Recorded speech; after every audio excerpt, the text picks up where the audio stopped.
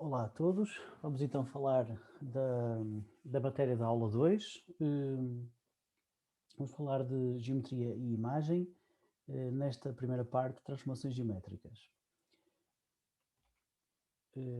Portanto, pretende-se que isto seja mais uma revisão do que propriamente uma abordagem muito detalhada. Eu julgo que vocês já terão tido este tipo de conceitos ao longo do curso, não sei agora exatamente em que cadeiras, mas suponho que já tenham tido. Então, nós podemos trabalhar em duas ou três coordenadas. Se tivermos a trabalhar em duas coordenadas, temos um ponto a que podemos chamar P, que é representado por uma matriz coluna, coordenada x, coordenada y, ok? Se for um ponto Q no espaço a três dimensões, obviamente será x, y, z. Mas o ponto aqui é que os pontos são representados num vetor coluna, portanto o x em cima, depois o y em baixo. Neste caso está ali um vetor linha, mas transposto, como podem ver. As transformações geométricas no plano consistem em alterar as coordenadas de um determinado ponto e, portanto, podemos pensar desta forma. Podemos dizer que um ponto P0 passa a ser o ponto P1. E o ponto P1 pode ou não estar numa posição diferente, em princípio estará se for uma transformação geométrica não nula, digamos assim. Há vários tipos de transformações geométricas. As mais comuns são as rotações e as translações. E depois temos também simetrias e também transformações de escala. Já veremos a seguir o que é cada uma destas. Portanto, um dos pontos que importa perceber é que as transformações geométricas são transformações ditas lineares ou afins, em inglês affine transformations. Isto quer dizer que as coordenadas do ponto depois de transformado, aqui chamamos x1 e y1, vão ser linearmente dependentes das coordenadas originais. Okay? Portanto, podemos dizer que há um ax mais by mais tx, a que corresponde o novo x1. E a mesma coisa para y. E este ponto é importante porque é por causa destas transformações serem lineares que é possível fazer uma representação destes mecanismos de transformação geométrica na forma matricial, ok? Portanto, nós conseguimos passar deste sistema para uma notação matricial, em que dizemos que um ponto, que é mais uma vez um vetor coluna, será um ponto 1, que é um vetor coluna com as coordenadas x1 e y1, será então obtido através da multiplicação daquelas matrizes, multiplicação em soma.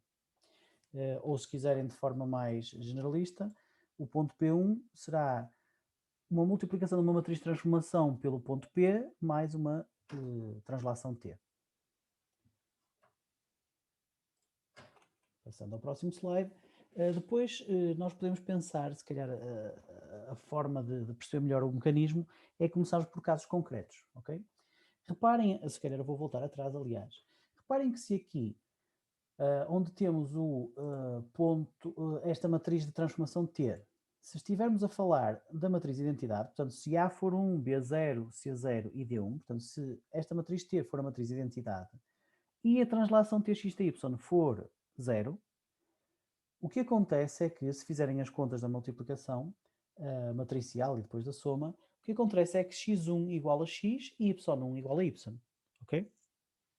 E isto quer dizer que, quando nós temos uma translação nula e uma transformação, a que depois chamaremos rotação, mas neste caso ainda estamos a falar em abstrato, de forma mais geral, transformação, uma transformação que é a identidade, o que acontece é que não há, é que o ponto sofre uma transformação geométrica nula, ou seja, fica no sítio onde estava.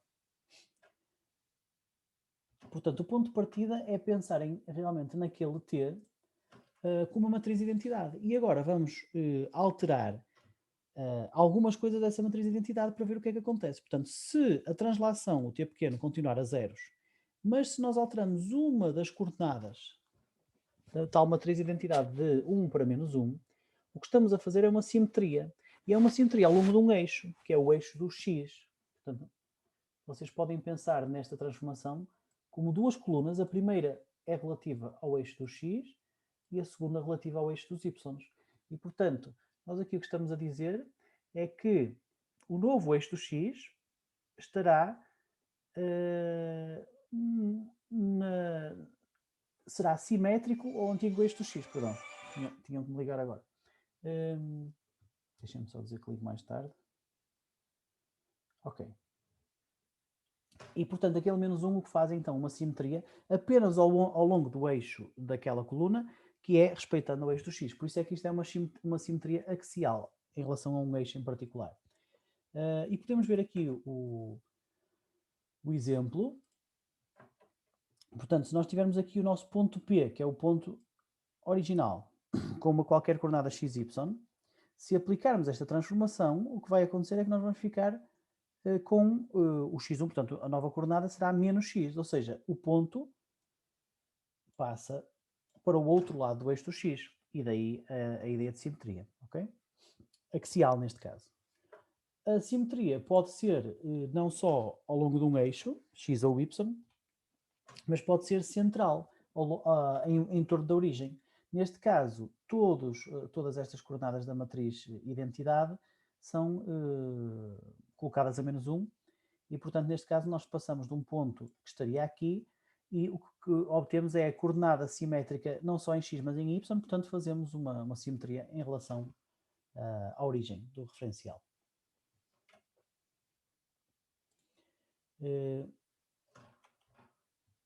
Portanto, estamos a falar sempre de transformações no plano. Podemos também colocar um fator de escala. Neste exemplo aqui, vamos colocar aqui um A, que é diferente de 1. Por exemplo, se esse A for 3, o que nós vamos fazer é criar um fator de escala, é escalar as coordenadas da entrada, que neste exemplo aqui seriam 1, 1, ok? E escalar, claro, apenas ao longo do eixo de x, porque estamos a falar da primeira coluna, e portanto, reparem aqui no exemplo. Nós tínhamos o ponto inicial, aliás, na verdade temos dois pontos, o A e o B. Vamos pensar só no A. O ponto inicial A, que tinha coordenadas x1, y1, depois de multiplicado, fica com o valor de A', que na verdade é 3, 1, ou seja, em y ficou igual, porquê? Por causa deste 1, e em x ficou escalado, ficou 3 vezes o valor que era. Portanto, ele deslocou-se em x.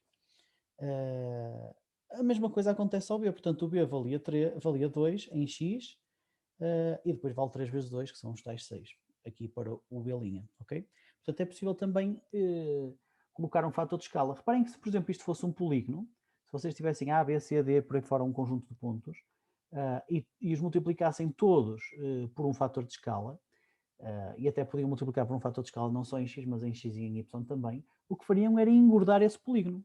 Ou se esse fator de escala fosse abaixo de 1, era de emagrecer o polígono.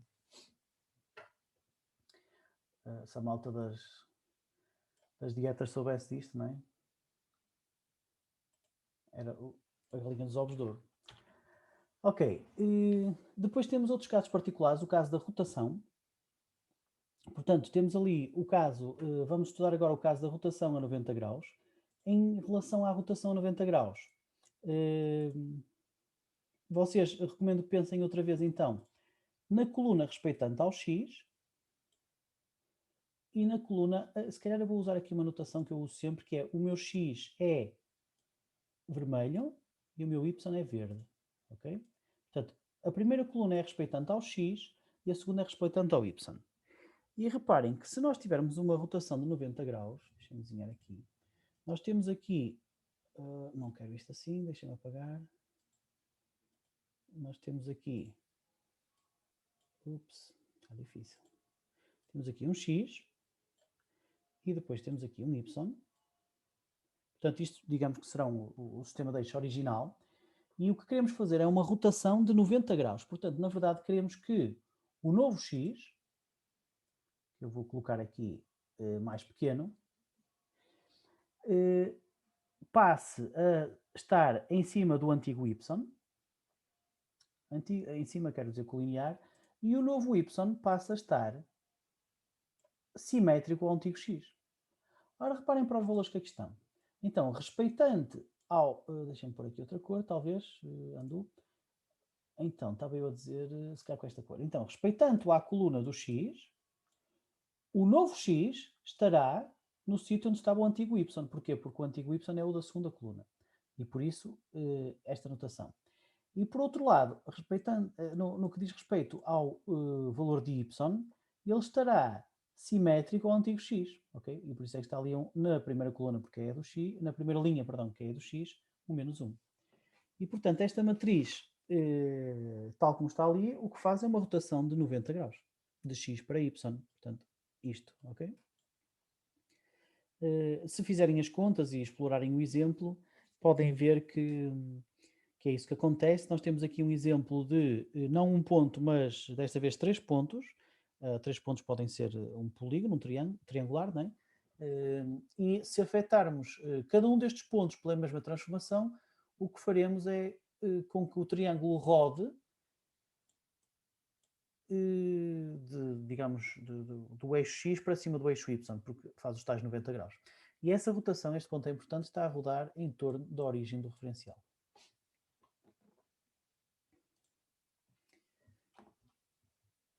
Portanto, em termos genéricos, se quisermos tentar generalizar, podemos pensar neste desenho aqui. Portanto, imaginem que nós temos aqui um ponto, que é o ponto XY. E depois queremos transformar este ponto, transformá-lo com uma rotação, porque é disso que estamos a falar, com um ângulo genérico θ, obtendo assim depois o novo ponto x1, y1, ok? Aquele acolá. Portanto, nós podemos representar o ponto x1, y1, se calhar começamos primeiro pelo ponto xy. Nós podemos representar o ponto xy, tal como temos aqui, por L cosseno θ e L seno θ. Ora, o L não está aqui definido, mas é o comprimento do elo desta barra, não é? Ou seja, se fizerem... a hipotenusa é igual ou se calhar de outra forma, o cosseno de θ é igual ao cateto adjacente sobre a hipotenusa. Portanto, o cateto adjacente será igual à hipotenusa vezes o cosseno de θ. Neste caso não é θ, é φ, porque estamos a falar deste ângulo aqui. E, portanto, vocês conseguem perceber que esta expressão faz sentido para definir as coordenadas daquele ponto inicial, xy. Podemos também pensar nesta parte aqui, que eu vou destacar a vermelho, que é outra forma de representar, desta vez, o ponto x1, y1. Ora, nós podemos dizer que o ponto x1 é dado pelo, mais uma vez, o comprimento do braço, que é o L, vezes, e depois todo o ângulo, deixem-me tentar desenhar, todo o ângulo que está aqui. Ok? E esse ângulo não é mais do que θ mais φ. Ok? E podemos depois expandir e ficamos com esta expressão aqui. Okay? Ora, esta expressão que está aqui, eu vou destacá-la para ser mais fácil, esta expressão que está aqui, na verdade, pode ser depois derivada para esta que está cá em baixo. E porquê? Porque se vocês forem ver, o que nós estamos a dizer é que o L, desculpem que eu estou com o rato, portanto não consigo escrever muito bem, o L cosseno de φ não é mais do que o x. Mais uma vez, pela mesma lógica que falamos há pouco. Se nós fizermos o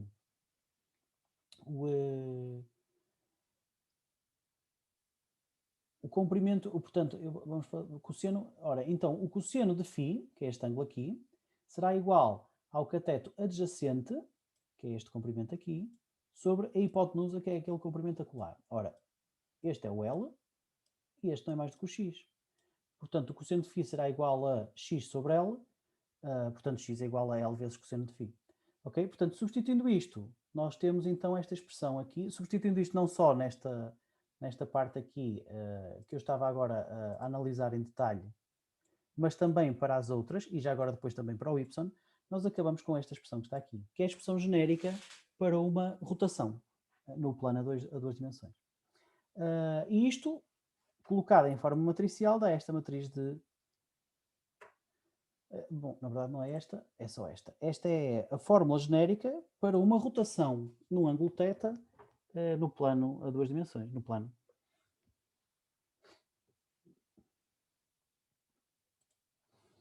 Next.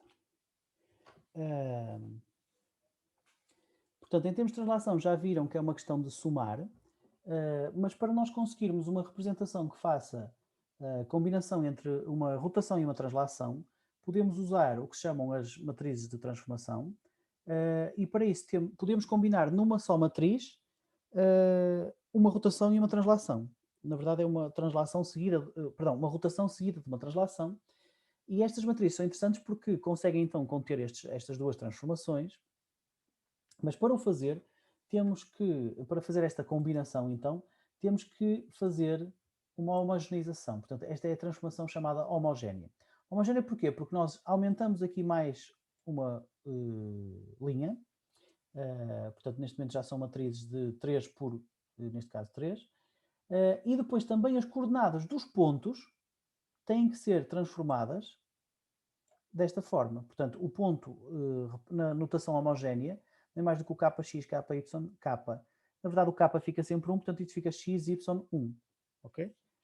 Portanto, para trabalharmos então com esta nova representação, que é a representação com transformações homogéneas, precisamos de adicionar um 1 sempre nas coordenadas dos pontos, e portanto fica x, y, 1, estamos a falar no plano mais uma vez, e depois esse ponto multiplicado pela matriz, ou seja, o ponto é a parte que eu desenho aqui a amarelo, multiplicado pela matriz, que vou desenhar aqui a vermelho, dá uma transformação que é composta por uma rotação e uma translação.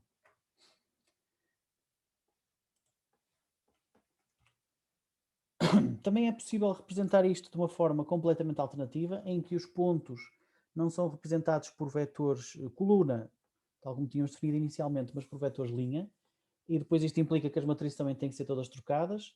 Eu conheço um sistema mais ou menos conhecido que usa esta notação invertida ou alternativa, que é o OpenGL. O OpenGL usa isto, mas eu sempre me habituei de outra forma e digamos que, pelo menos na nossa área, é mais clássico usar esta notação tal como apresentamos em SVPI. Portanto, esqueçam esta outra notação. Pensem só que os pontos têm sempre que ser vetores coluna. Portanto, resumindo, nós temos uma matriz de transformação homogénea que pode ter, no caso absolutamente geral, uma rotação em torno de um ângulo θ e uma translação em torno de uma translação em torno, não, uma translação em x tx e em y ty, ok? Portanto, isto é, digamos, o caso geral. Nós podemos, a partir do caso geral, obviamente, derivar casos particulares. Por exemplo, se aqui não tivermos qualquer tipo de translação, portanto, se tx e ty forem zero, o que nós temos é isto, e isto não é mais do que uma rotação pura. Pura porquê? Porque não tem componente de translação. Por outro lado, podemos também colocar o ângulo θ a zero, portanto, não querendo rotação, colocamos o ângulo θ a zero, e se nós colocarmos este ângulo θ a zero, e fizermos as contas, o que obtemos é aquilo. E aquilo, o que é que tem? Tem a matriz identidade na parte da rotação. E já vimos há pouco que quando temos ali a matriz identidade, não há rotação nenhuma. Portanto, se não há rotação, só há translação, é tal translação pura. Okay? Portanto, verifica-se que, como seria de esperar, o caso geral é mesmo geral e dele se conseguem derivar os casos particulares. Uma das grandes vantagens também das transformações homogéneas é que é possível usá-las de modo, como dizer, acumulado. Ou seja, eu posso aplicar uma transformação ao resultado de outra transformação e depois mais uma transformação em cima disso e por aí fora, ok? Que é a notação que temos aqui. Portanto, eu posso dizer que um ponto P' é obtido a partir de um ponto P, que é primeiro transformado por uma transformação T1, depois por uma transformação T2, depois por uma T3 e por aí fora. Atenção que isto lê-se sempre de uma forma contraintuitiva, porque a primeira transformação aplicada ao ponto é a T1, depois a T2 e por aí fora. Ou seja, nós temos que olhar para isto da direita para a esquerda e por isso é que é contraintuitivo. Portanto, é possível combinar as transformações, nós podemos combiná-las e vamos fazê-lo nas aulas práticas, mas atenção que a combinação de transformações não é comutativa. O que é que isto quer dizer? Quer dizer que eu não posso dizer que transformar o ponto por, deixa-me fazer aqui uns cheques, por, vou fazer a vermelho, vamos dizer que é a primeira hipótese vermelha, primeiro por T1, depois por T2, depois por T3, afinal isto ficou verde, não é o mesmo que transformar o ponto primeiro por T3, depois por T2, depois por T1, ok? Portanto, eu não posso inverter a ordem das transformações e esperar o mesmo resultado. Em boa verdade, há casos particulares, casos concretos muito específicos em que isso é possível. É o caso das translações puras e das rotações puras quando estamos a falar do plano. Mas, digamos, no caso geral, a combinação de transformações não é comutativa. Eu dou-vos um exemplo. Pensem que estão a seguir um mapa dos piratas e, portanto, o mapa diz qualquer coisa como anda para a frente, depois diz anda para trás e depois diz anda para a frente o dobro do que andaste antes, ok? Portanto, se eu começar daqui, vamos dizer que eu estou alguns aqui, isto é o meu ponto de partida, e disser assim, ok, vou seguir o mapa dos piratas e andar para a frente e depois para trás e depois para a frente, eu vou chegar a este ponto onde vou pôr uma estrela, ok? Mas agora, imaginem que eu vou trocar a ordem dos movimentos, por exemplo, trocar a ordem do primeiro movimento com o segundo. E vamos chamar a esse, digamos, a tentativa azul. Portanto, se eu, em vez de andar primeiro para a direita, andar primeiro para a esquerda, ups, só um momento, deixem-me pôr aqui a setinha, andar primeiro para a esquerda, o segundo movimento agora será para a direita e o terceiro movimento será para lá, o que acontece é que eu vou ter exatamente ao mesmo ponto. Ora, se eu vou ter ao mesmo ponto, quer dizer que eu troquei a ordem das transformações e isso foi irrelevante. E, portanto, foi possível comutar, quer dizer, trocar a ordem das translações. Ora, isto só aconteceu porque eu estava a fazer translações puras, ou seja, eu só translacionei. Se eu tivesse feito apenas rotações, podem pensar num caso também aí em casa, acontece exatamente a mesma coisa. Se eu vos disser roda em 30 graus, depois roda em menos 20 e depois roda em mais 50, se vocês mudarem esta ordem, vão ter exatamente ao mesmo ângulo ou à mesma posição no final. Mas se eu tivesse misturado translações e rotações, isso já não aconteceria. Vamos ver isso na aula prática. Portanto, isso é o que diz aqui, não é comutativo. As translações são comutativas, isso foi o que já vimos há pouco, se calhar devia ter feito o boneco aqui neste slide. Portanto, não vou abordar muito, é só olharem para os cálculos e verem que realmente as coisas são comutativas, quando se trata apenas de translações. E as rotações apenas no plano, atenção, estamos a falar de 2 dimensões, também são comutativas. Se quiserem podem depois ver, digamos, com mais detalhe aqui a dedução matemática. No entanto, tal como eu tinha dito há pouco, as rotações e as translações não são comutativas, ok? Não podem misturar ambas e trocá-las à vontade. Nós vamos fazer exercícios na aula prática, na verdade na aula teórica já vamos começar a preparar esse exercício e, digamos, apresentá-los e fazer alguns e explicar não, ver com os exercícios que fazemos que é de facto este o caso. Portanto, em 3 dimensões, o que se faz é pegar, no caso, a 2 dimensões e fazer, digamos, a generalização para mais uma dimensão, para o 3D. Neste caso, as dimensões dos pontos são representadas por mais uma coordenada, o z, e o 1 continua lá, porque estamos a falar de coordenadas homogéneas, não é? Portanto, podem pensar isto assim ou com os capas, mas o capa é sempre 1, portanto isto fica sempre assim, x, y, z, 1. E a matriz de transformação, desta vez já não é uma matriz de 3 por 3, é uma matriz de 4 por 4, ok? Qualquer coisa deste género. Isto é uma matriz de transformação homogénea a 3 dimensões, em que nós aqui temos a translação e ali teremos a rotação. Ora, a translação é fácil de ver que será tx, ty, tz, portanto só acrescentamos mais uma translação em z. A parte amarela, que é a componente da rotação tridimensional, é que é mais complicada. nós podemos pensar na rotação tridimensional eixo a eixo. Portanto, podemos dizer o que é que aconteceria se rodássemos apenas em torno de Z, ou apenas em torno de X, ou apenas em torno de Y, que são, digamos, as rotações parciais que temos aqui. Portanto, temos aqui os casos para cada uma das rotações parciais, em Z, em X e em Y.